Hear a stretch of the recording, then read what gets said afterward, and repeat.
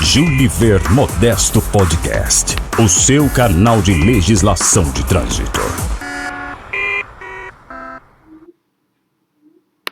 Olá, eu sou Júliver Modesto, seja muito bem-vindo ao nosso podcast, o seu canal de legislação de trânsito. Este é o episódio número 106, gravado na terça-feira, dia 21 de abril de 2020. Um oferecimento do Sind Autoescola SP, Sindicato de Auto e Motoescolas e Centros de Formação de Condutores do Estado de São Paulo. No episódio de hoje eu separei os seguintes assuntos para tratar com você. Vou falar sobre o que acontece entre o fim da suspensão do direito de dirigir e a não realização do curso de reciclagem ou a não conclusão do curso de reciclagem. Porque, via de regra, quando você cumpre um período de suspensão, durante aquele tempo deve-se realizar o curso de reciclagem. Entretanto, existem situações em que a pessoa já cumpriu o prazo, mas não apresentou ao órgão de trânsito o certificado de conclusão do curso e, por isso, não tem direito a recuperar sua CNH. E alguns, erroneamente, entendem esse período como ainda de suspensão do direito de dirigir, e eu vou mostrar para você o que trata a nossa legislação de trânsito. Segundo assunto, vou falar sobre perdão judicial. Tendo em vista uma matéria que saiu no site do Tribunal de Justiça do Amazonas, nesta semana, tratando de um caso de um homicídio culposo na direção de veículo automotor, em que o pai, lamentavelmente, acabou matando a filha no trânsito e não foi condenado no processo de homicídio culposo. Então, eu vou te explicar o que é o perdão judicial, até porque existem divergências a respeito da sua aplicabilidade dentro dos crimes de trânsito. Vamos entender por que isso daí. Só um instante que a gente já começa. Júliver Modesto Podcast, o seu canal de legislação de trânsito.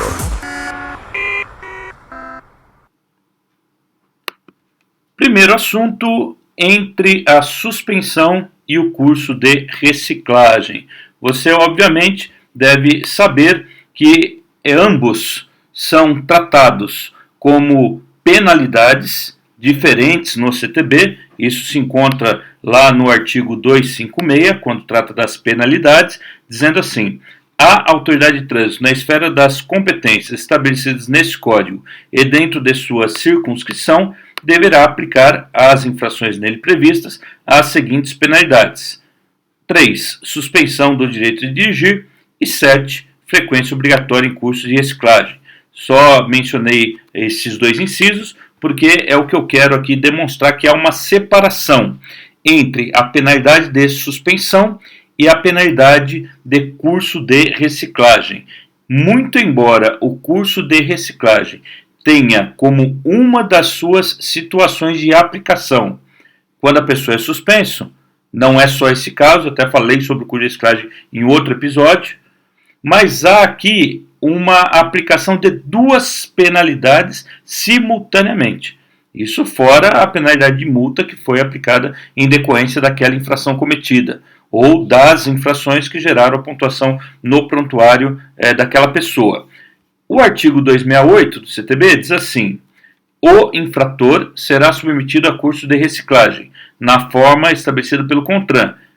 Uma das situações em que ocorre esta submissão é do inciso 2, quando suspenso do direito de dirigir. E para isso, para entender o que ocorre entre uma e outra, nós vamos buscar lá na resolução do CONTRAN número 723 de 2018, que trata do processo de suspensão e de cassação, a seguinte informação. Artigo 16. A data de início do cumprimento da penalidade será fixada e anotada no RENASCE. E depois tem as informações de como deve ser feita esta anotação.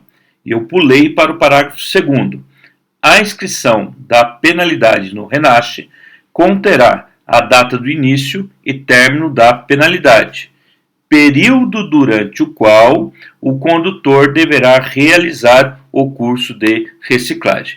Como eu falei no início do nosso episódio, o normal é que a pessoa aproveite aquele período em que está suspenso para realizar este curso de reciclagem. Entretanto, ele só vai obter a sua habilitação de volta junto ao Detran depois que ele cumprir o período e também realizar o curso de reciclagem. Se porventura ele não aproveitar aquele período e deixar para fazer o curso de reciclagem depois e não levar essa comprovação ao Detran, ele não consegue a sua habilitação de volta. No próprio artigo 16, nós temos o esclarecimento do que deve ocorrer neste interregno entre uma penalidade e a outra. O parágrafo 3º do artigo 16 diz assim: cumprido o prazo de suspensão, então veja que a própria resolução já considera a possibilidade de que alguém tenha cumprido o prazo, mas ainda não tenha feito o curso. O que quer dizer que suspensão e curso não se confundem. Quando a pessoa não fez o curso ou não comprovou a sua realização, isto não quer dizer que ele ainda continua suspenso. Porque o parágrafo 3º começa dizendo: cumprido o prazo de suspensão do direito de dirigir, caso o condutor não realize ou seja reprovado no curso de reciclagem, deverá ser mantida a restrição no RENASH, que deverá ser impeditivo para devolução ou renovação do documento de habilitação, impressão de segunda via do documento de habilitação físico ou emissão de permissão internacional para dirigir, PID. Veja, portanto, que o que ocorre entre uma penalidade e a outra é uma restrição no prontuário daquela pessoa, de forma que ela não consiga ter nenhuma movimentação na sua habilitação, enquanto não comprovar que realizou a segunda penalidade, curso de reciclagem. Na sequência do artigo 16, nós vamos ter a resposta para a seguinte pergunta: o que deve acontecer caso essa pessoa seja abordada pela fiscalização de trânsito e está entre o término da suspensão e o início da entrega da sua habilitação, após a comprovação de que realizou o curso, já que elas são distintas. O parágrafo 4º do artigo 16 traz a seguinte resposta: caso o condutor já tenha cumprido o prazo de suspensão do direito de dirigir e seja flagrado na condução de veículo automotor sem ter realizado o curso de reciclagem e estiver portando o documento de habilitação físico, esta deverá ser recolhida. E caso não esteja portando, ou se trate de documento eletrônico, caberá a autuação do artigo 232 do CTB, observado o disposto no parágrafo 4º do artigo 270 do CTB, que trata da retenção até a apresentação de condutor habilitado, e caso isso não ocorra, deve acarretar a remoção do veículo para o pátio. Vamos então entender um pouco mais este parágrafo. Ele está mencionando uma situação daquela que eu tratei desde o início da minha explicação, em que a pessoa já cumpriu o prazo e não realizou o curso ou não comprovou isso junto ao Detran. Divide aqui no parágrafo 4º duas possibilidades: ele estar com o documento em mãos, por qualquer motivo que seja, ele pode ter emitido uma segunda via e ter ficado com ela, pode ter apresentado ao Detran uma via que ele tinha consigo e ficou com a outra que ele já possuía há algum tempo. Enfim, se ele estiver com o documento de habilitação, a resolução cria uma medida administrativa que não consta no CTB e que não será decorrente de uma infração de trânsito, que é o recolhimento da CNH por não cumprimento do curso de reciclagem. Não existe nem mesmo autuação a ser feita neste caso, porque eu não posso autuá-lo no artigo 62, inciso 2, que é dirigir o veículo com a habilitação suspensa, porque o período de suspensão já acabou. No 62, inciso 2, se prevê o recolhimento do documento de habilitação como medida administrativa. Aqui na resolução 723 vai além. Não há infração, mas se determina o recolhimento daquele documento. E aí veja que soa um pouco contraditório a situação sequencial, porque diz o seguinte: se ele está portando, ele não deveria estar portando, então eu recolho, para que fique no Detran até que ele comprove o curso. Entretanto, se ele não estiver portando, que seria o correto, o código aqui de enquadramento seria o relativo a não portar documentos exigidos por lei. Então, veja só, a resolução 723 entende que se a pessoa estiver portando, ele não deveria estar, então recolhe e não se autua. E se ele não estiver portando, ele deveria estar com o documento, porque ele será autuado por não portar documento por lei. Entendeu a contradição? Tá? Mas aqui então, o que o CONTRAN regulamentou foi justamente essas duas possibilidades. Se estiver portando, não autua e recolhe. Se não estiver portando, autua por não portar. Entendeu? Inclusive no caso da habilitação eletrônica, que hoje não há ainda uma regulamentação de como se fazer o seu recolhimento, e aí o CONTRAN entende que deve autuar por não portar. É um caso em que a CNH eletrônica deixa de ter validade quando apresentada como documento do condutor, porque ele não poderia estar com aquela habilitação no seu celular, e aí se autua por não portar o documento físico. Este parágrafo 4º do artigo 16, em minha opinião, merecia ser reformulado, porque cria uma contradição nestas situações. Ou é infração, ou não é, independente se ele está portando ou se ele não está portando. Não dá para eu dizer que se ele está portando, ele está errado, e aí eu recolho. Se ele não está portando, ele está errado porque deveria estar portando.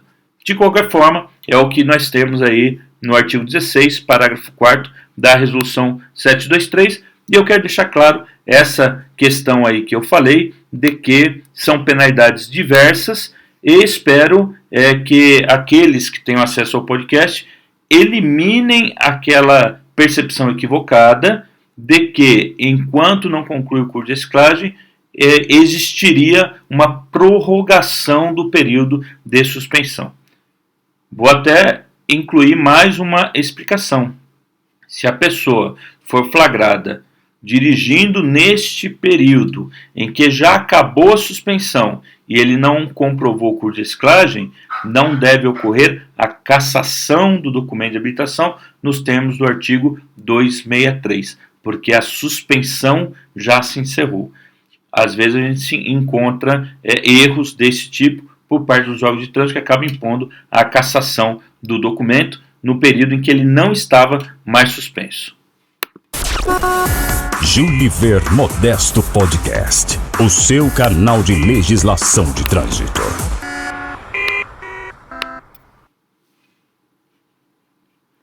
Próximo assunto, nós temos aqui o perdão judicial.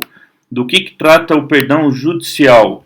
Vamos ver aqui a notícia que eu comentei com vocês do site do Tribunal de Justiça do Amazonas. Ela dizia o seguinte: juiz concede perdão judicial a réu que, ao dar marcha ré em veículo, ocasionou involuntariamente a morte da própria filha de 2 anos de idade. No processo, o réu narrou que, sem saber que a filha se encontrava próxima ao veículo, acabou por atropelá-la, levando-a a óbito. O juiz Yuri Caminha Jorge, foto acima, titular da comarca de Itamaraty e respondendo cumulativamente pela vara especializada em crimes de trânsito da comarca de Manaus, concedeu perdão judicial a um réu que respondia por homicídio culposo, sem intenção de matar, por um crime de trânsito que vitimou a própria filha. A extinção da punibilidade foi proferida pelo magistrado com base no artigo 107, inciso 9 do Código Penal. Conforme o juiz, durante a instrução processual, procedeu ao seu interrogatório e nele o réu narrou que, ao dar marcha ré em seu veículo, sem perceber que a filha se encontrava próxima ao carro, acabou por atropelá-la. O fato ocorreu no ano de 2016 e a criança, à época, com 2 anos de idade, veio a óbito. O réu foi denunciado pelo Ministério Público pela suposta imprudência que vitimou a criança. No entanto, no entendimento do juiz, a maior punição, sentimento de culpa pelo falecimento de sua filha, já assola o réu e a sanção penal mostra-se desnecessária. O réu vai conviver pelo resto da vida com a culpa e o remorso de ter, infelizmente, tirado nesse acidente a vida da própria filha, afirmou o magistrado. Ainda de acordo com o juiz, a sentença acolheu as alegações finais do Ministério Público e da Defensoria Pública Estadual pela extinção da punibilidade do acusado em razão da aplicação do perdão judicial.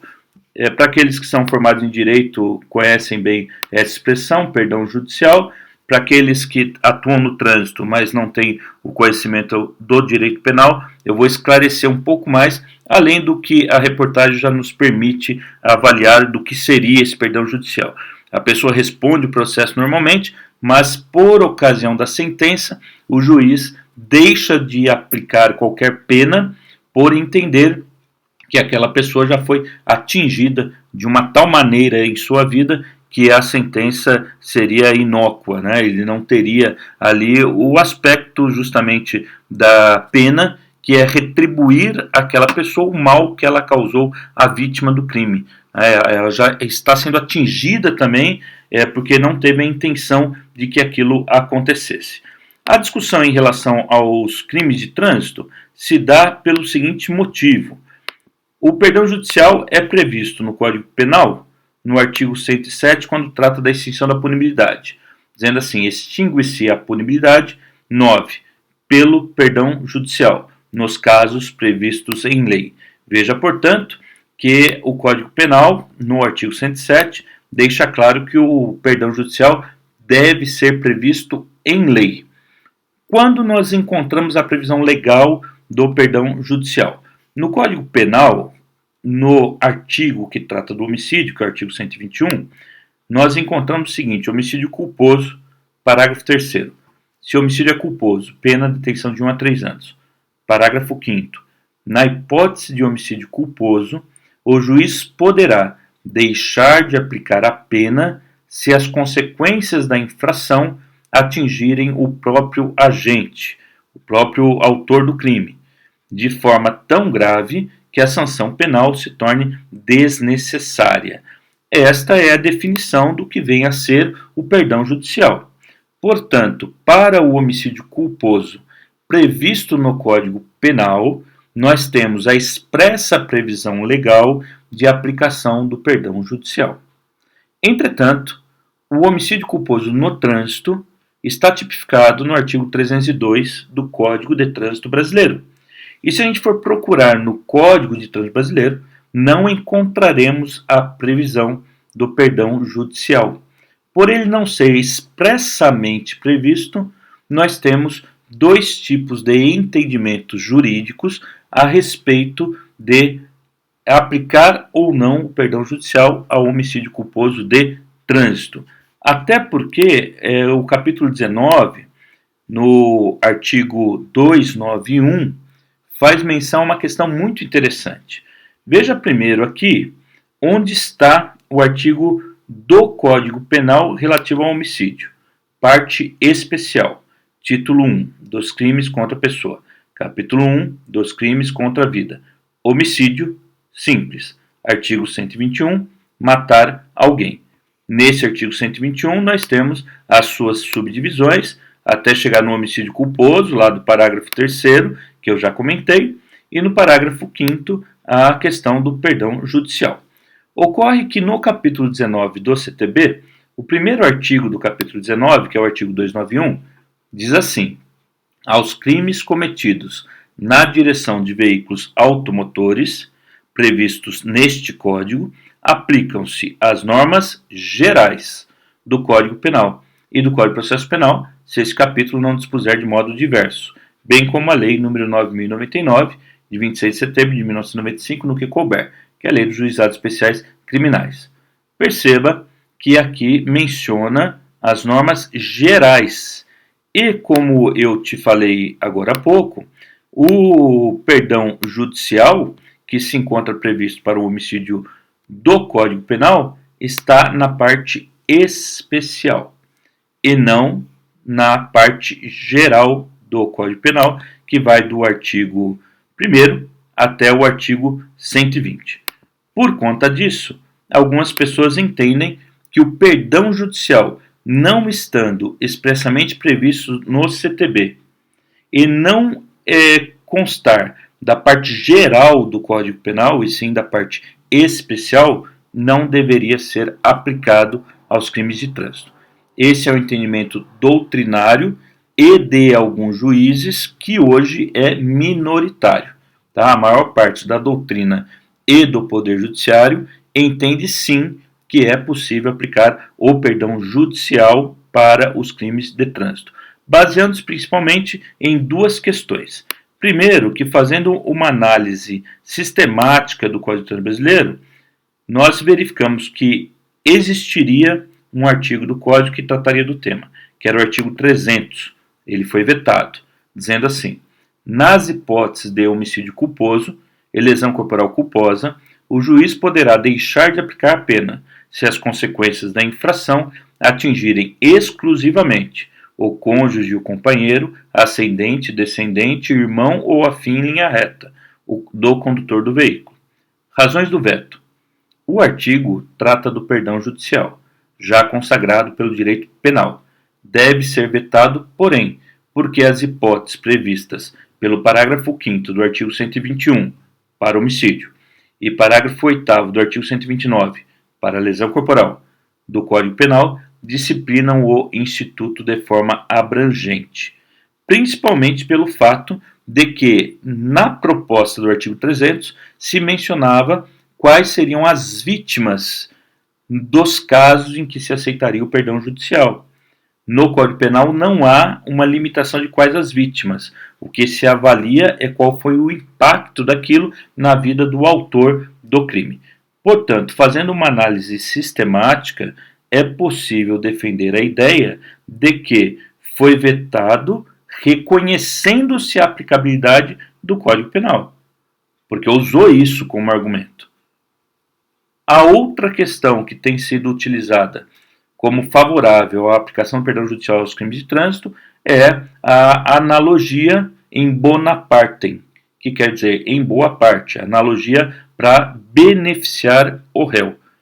Hoje, portanto, o entendimento majoritário de doutrina e jurisprudência tem sido a favor da aplicação do perdão judicial aos crimes de trânsito, como neste caso que nós vimos lá no Tribunal de Justiça do Amazonas. Se você pesquisar jurisprudência a respeito, você encontrará decisões desfavoráveis à aplicação do perdão judicial. Mas, assim como ocorreu lá no Amazonas, existem muitas decisões em que se aplica o perdão judicial para os crimes de trânsito. Este foi o episódio de hoje. Espero que você tenha gostado. Um grande abraço e até a próxima. Juliver Modesto Podcast, o seu canal de legislação de trânsito.